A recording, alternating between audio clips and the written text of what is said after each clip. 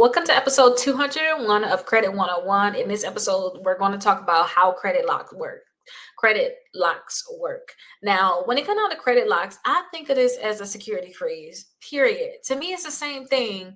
I, I don't know what to I don't know what to say about this. To me, it's really the same thing. I have a blog on this, and I kind of broke down certain differences. But if you think about it, all it is that no one. It's a complete lock on your credit report, a freeze. Nobody can get into your credit reports.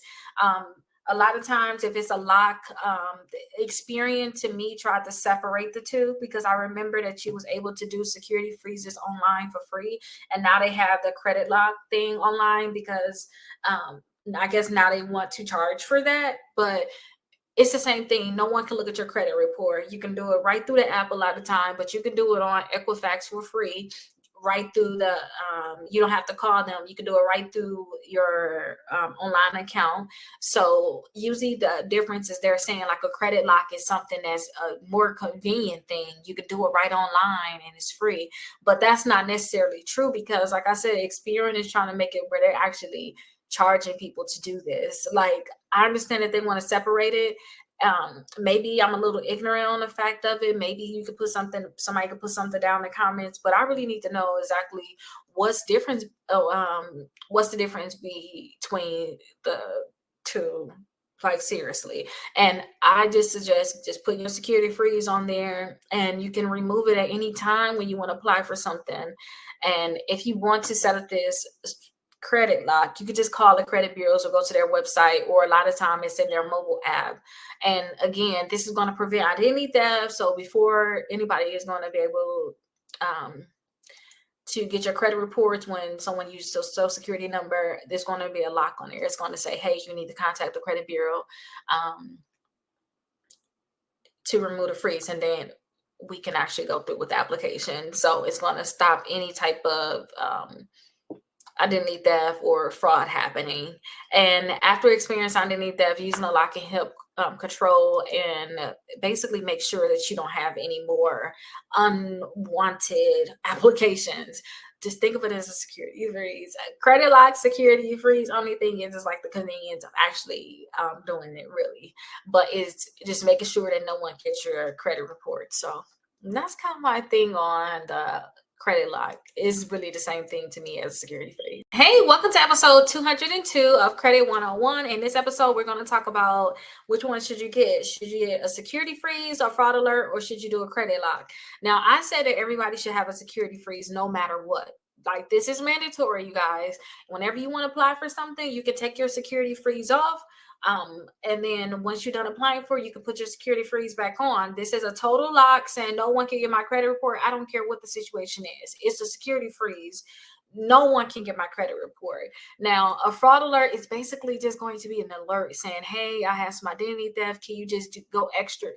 Can you go the extra mile? Can you do additional security measures in terms of verify my identity before you extend credit? But my thing is, not companies, but these people that possibly stole your identity probably have the verification that they're going to need to actually get some type of credit. You just don't know. So a security freeze is going to stop all that. You can't even get the credit report at all. But if you want to get a fraud alert, then you can get a fraud alert. You are authorized to get one. If you're on active duty, you can put an active duty alert on there. If you want just that initial fraud alert because you think that there's possible fraud, then you can put the initial on there.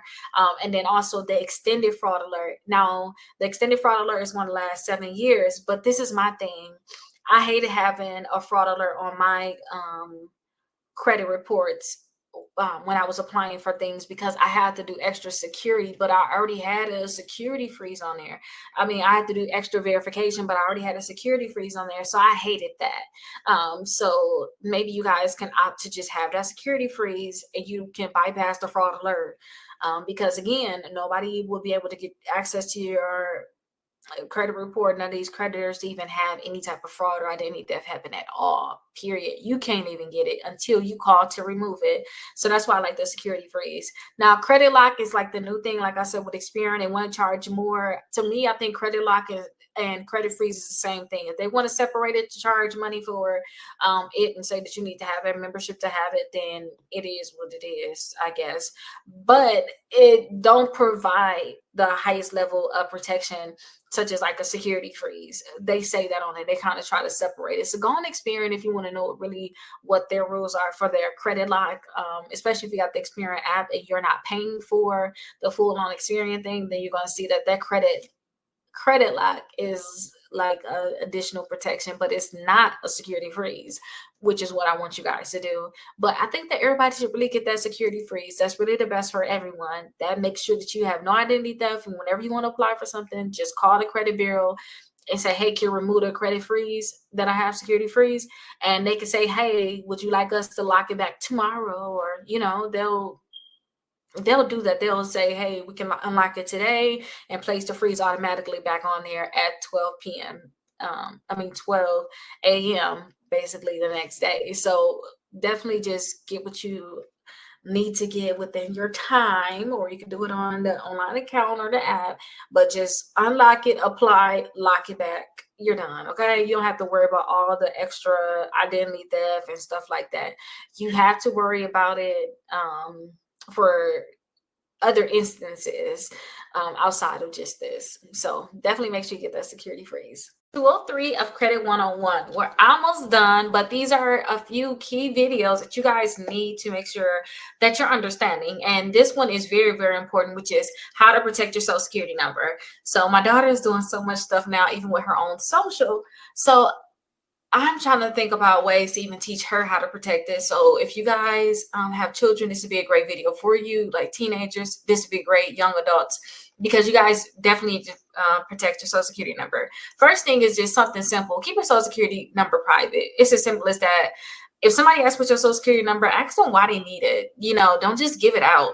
And make sure you guys secure any of your documents that have your social security number on there, basically. Maybe you guys have like a W-2, your actual social security card, tax returns, bank statements. Try to keep this stuff in a lockbox or somewhere safe if possible. And use secure storage. So you guys can do digital storage. That can help you guys. And then you guys can do physical storage, such as, like I said, a locked location. Avoid carrying your actual social security card with you, because it's, unless you're going to go use it right then and there, you should not have your social security number. I mean, not just social security number. You shouldn't have your social security card on you. And make sure you guys monitor your account. So check your statements regularly, your financial statements. That includes your bank, credit cards, your credit reports, just to see if you have any type of fraud or any activity that you did not authorize. Also, make sure you guys use credit monitoring services. So I have the link down below in the description for Identity IQ. Identity IQ actually monitors your credit reports. And this can help you kind of monitor your social security number, because usually if people have your social security number, you're trying to get some money. That's what I think about. You're trying to get some money, you're trying to get access, you're trying to get accounts. So an account like that can tell you, hey, you got a new inquiry, hey, you got a new account. You can just make sure that stuff is actually yours. And just make sure you protect yourself online. Do not do those different phishing scams like unsolicited emails. Check and make sure you're doing what you need to do, and it's the right thing in terms of if they tell you to fill out a form, make sure it's the correct form and it's the right company that you're filling out a form for. Use secure websites, the ones that have the HTTPS with a :/2 times. That is actually a secure website. And then I remember before, I can't really see it now on my recording while I'm recording, but I remember seeing like a lock. So like when you on an actual computer, you just see like a lock. I don't know if they do that anymore, but usually it said lock. And then use strong passwords. If you guys have the iPhone, if they tell you to change your password, change your password, okay? And make sure that you guys shred sensitive documents. So you guys can get a shredder from Walmart, you can get it from Amazon, and you can shred all of your sensitive documents. And then they got your social security number on it, basically. Your bank statements, all those credit card offers, any medical records. Make sure you guys shred these different things, because you're going to be protecting your social by shredding it. And respond quickly. If you guys see any potential threat of identity theft, do something right away. And then notify the IRS right away too if someone has used your social security number to have some fraudulent tax return. They want for if you guys see that someone filed fraudulent tax returns, make sure you guys contact the Social Security office, and then they'll give you your IP pin. It's a pin basically you can get when you file your taxes. They know it's you, but you guys have protection there. And again, secure a Social Security card. Do not just be carrying it around. Just make sure it's locked up. And then if you guys are on social media, just I don't know if you guys are very small, or I want to say not small, but young. Like, you just should not be putting your social security number anywhere. Like, everybody shouldn't be asking for it. And I just think that I should say don't put it on social media just in case. And then make sure that you guys stay informed. Look and see if there's anything new that's going on in terms of identity theft threats. If you guys know these different things, then you guys will know that you shouldn't do it. And you, in terms of, you shouldn't fill out a certain form, you shouldn't put your information on certain websites, because you know exactly what's going on. So definitely stay informed. But let's go ahead and check out my website. Hey, welcome to episode 204 of Credit 101. In this episode, we're going to talk about what you guys should do if your identity is stolen. So there's quite a few things that you guys need to do, but trust me, it's something that could be simple. It's really about just getting it done. I realize everything like that in life now. We have all the information we need. Like, we just need to get stuff done. So first off, just stay calm. This is something I always tell myself, like, just calm down. I had a fraudulent charge the other day on one of my credit cards, and I was just like, okay, listen, this is what we're gonna do, because you're driving right now, and you know you didn't just make this charge. So what we're gonna do is we just going to freeze the credit card, and then we're going to deal with it when you start driving. So just make sure you calm down and see exactly what's going on. Like, get all the information before you freak out. Like, did somebody do something? Because it was an Uber charge, honestly. So, like, was this a charge where, are they just running up all your all your cards in Uber? Is this an isolated charge for the Uber? Like, know exactly what's happening. Is it multiple charges? Just assess to see exactly what's going on. Like, just collect all the relevant, like, emails, notifications, everything that you have to do. And next, you want to make sure you place a fraud alert on your credit reports. We talked about that already. Placing a fraud alert, and call Experian, Equifax, and TransUnion, and you can place a fraud alert that way. And this is initial fraud alert. It's going to last a year. And it can be renewed, but you definitely want to do that. It's going to notify your creditors and let them know that you had some identity theft going on, or possibility. Now, I tell you guys all the time, make sure you have your credit reports frozen. That's just a must. Why have it open if you're not applying for anything? Make sure your credit reports are frozen. That way, no one could just apply for credit cards without you even knowing, or any type of accounts like that. No one can get your credit report but you, because you guys can obtain and view your credit report. So you can request a free copy of your credit reports from annualcreditreport.com. And you can also call all three bureaus and tell them that you want a copy of your credit reports because you believe or you have fraudulent things on your credit reports. Next, you want to actually report the identity theft to the FTC. So you want to actually file identity theft report. You're going to receive a recovery plan. It's basically a step-by-step plan and guidance on what to do next. And you guys are going to get identity theft affidavit. So make sure you guys print this and keep this for your records. And also, you guys can file a police report. Usually if you guys do the FTC report, that may get you to where you need to go, but maybe you need to file that police report. So contact your local law enforcement, obtain a copy of their police report, and then you can actually give the police the FTC identity theft affidavit. So you can actually give that to them as proof of your identity and evidence that you are actually had identity theft happen. So notify the affected companies, whoever you see that you did have these fraudulent charges with. Make sure you contact them. And when you contact them, make sure you guys, I suggest writing a certified letter and including a copy of the FTC report and the police report. And when you guys do that, usually fraudulent charges, I believe they need to have them off within 5 days of receiving that notice, and they need to stop collecting on whatever account that is. And I told you guys, consider freezing your credit reports. I have to keep saying that because it's necessary. Don't have it open. Like, for what are you doing? Unless you can apply for something, you should not have your credit reports unfrozen. And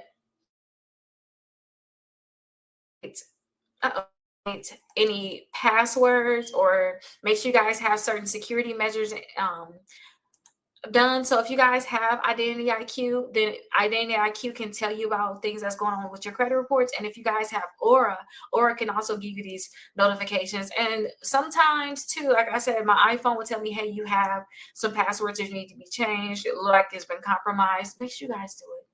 Okay, and then monitor your accounts regularly. All of your accounts. I like to look at my bank accounts like daily. I like to look at my credit reports daily. I need to know exactly what's going on, basically, because if something's going on, I want to know right away. I don't want to wait until I actually need to use it, and then I'm losing my mind. And then make sure you correct your credit reports. So you want to send a copy of your FTC report and your police report with a copy of a letter to the credit bureaus to tell them to remove this information and block this information too. And again, don't quote me too hard, but look into the 5 days. I believe they have 5 days to actually do this. And you guys may have like specific identity theft. It may not be just with your credit reports. You guys may have tax identity theft. And if you do, you need to make sure you contact the IRS. If you guys have medical identity theft, then you need to make sure you contact the providers who have these unauthorized charges. And then criminal too. Maybe someone did some bad stuff and you now have a record because they use your name. So just make sure you educate yourself and make sure that you're preventing these things for the future. Let's go ahead and check out the website. Hey, welcome to episode 205 of Credit 101. In this episode, we're going to talk about the FTC Identity Theft Report. Why is it important? Why should you guys get it if you had identity theft in the past?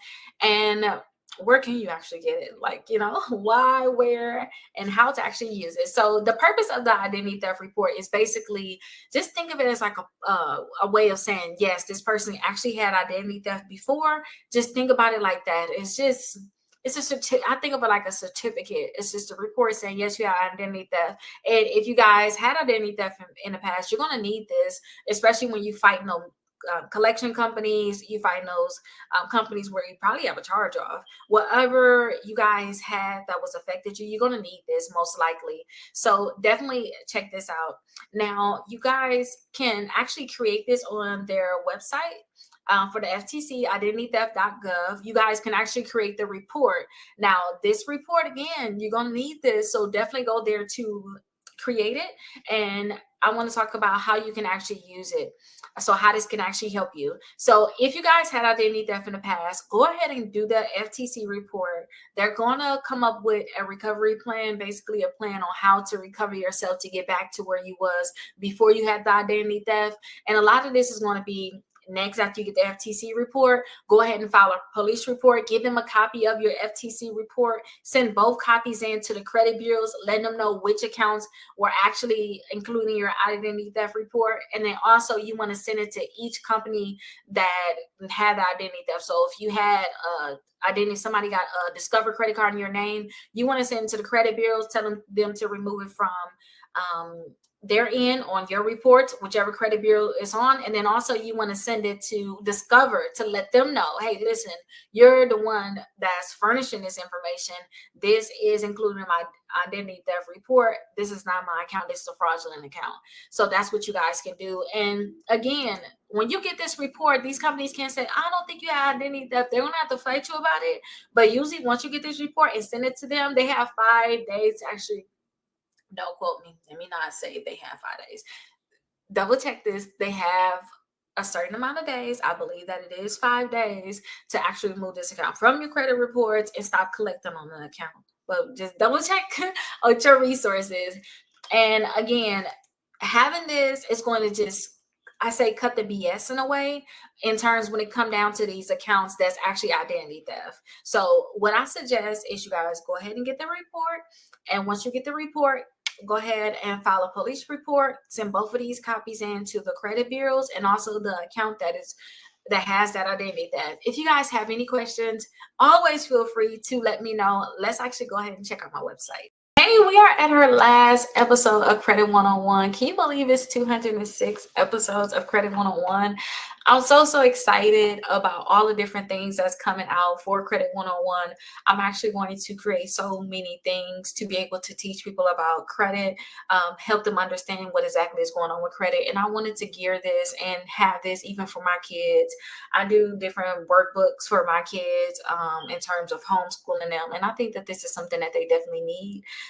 So my daughter kind of been helping me through this process. I'm not sure she's been kind of reading up on some of the things, but it's going to be a requirement next because somebody is graduating college early and she needs to definitely know about credit. So for those people that actually watch the whole thing through, I hope that you learned a lot. There's going to be a lot of materials available soon that you guys can use in terms of actually having books that you can read, a workbook that you can follow along with, actual sheets. I'm even going to have different worksheets that you can actually fill out. Say maybe if you only want to do certain things. So it's going to be a lot coming. So definitely just wait on that. You're going to be seeing that within the next, if you guys are watching this when it comes out, you're going to be seeing it within the next few weeks, if not within the next week. But I'm definitely excited about it. So let's actually finish out this last episode that we have. So we need to understand identity theft products. So I love to talk about aura.com/Rickita. If you guys use my link down below in the description, then you guys will get a 14-day free trial. And the biggest thing about all these companies is certain things that they actually offer. They do credit monitoring. Some even monitor your bank accounts like Aura could. Some of these accounts, they definitely will give you alerts and notifications, but they have recovery assistance too, in terms of, hey, if you had identity theft, then we're going to actually help you fix your life afterwards. And then they even have an insurance too, I believe, like $1 million coverage, and you got your kids on too. Now, there's basic monitoring when it comes down to these companies. There is basic monitoring, and some actually do more. Like I said, some monitor, some actually recover, some actually have insurance. But sometimes you have to look at that company. You can't just assume that they have it. Now, the things that I did say is something that Aura actually offers. Now, this identity theft insurance, if you go to their website, you'll see more about it. But usually, it's a reimbursement of expenses. So if you have like lost wages, legal fees, just fees, notary fees, and mailing costs, all these different things is a reimbursement of your expenses. And then you have certain limits and deductibles. So if you guys were to have certain policies, you do have you may have like a deductible included. And make sure you guys get one that could actually help you fix your life afterwards. So, okay, I understand y'all gonna, tell me what's going on, but you want to have a company that can help you go through the process. In the last few episodes, we talk about what you guys can do on your own. Now, this is not to prevent identity theft. This is just to help, just in case it occurred. Like if it occurred, that's what this is about. And make sure that you guys is evaluate identity theft protection products and insurance. Like I cannot stress this enough. Make sure you guys are actually looking into the company and seeing exactly what they have. And then make sure you choose the right protection and insurance. Some of the companies already just have like one basic one, but just read the fine print and then see what you are getting yourself into. Now, there is some popular identity theft protection providers. The companies that I like to suggest is aura.com/Rickita. That's the one that really is going to help make sure that they are doing protection of your identity. That's literally what they're there. And then we have Identity IQ to actually, to me, they're more on credit reports, but they do provide you with an insurance. So I do like them. Now, there is additional tips I want to let you guys know. So make sure you keep monitoring your accounts regularly, and then make sure you practice safe online behavior and just stay informed on exactly what's going on. But this is the end of episode 206. I'm so excited. I'll see you guys in the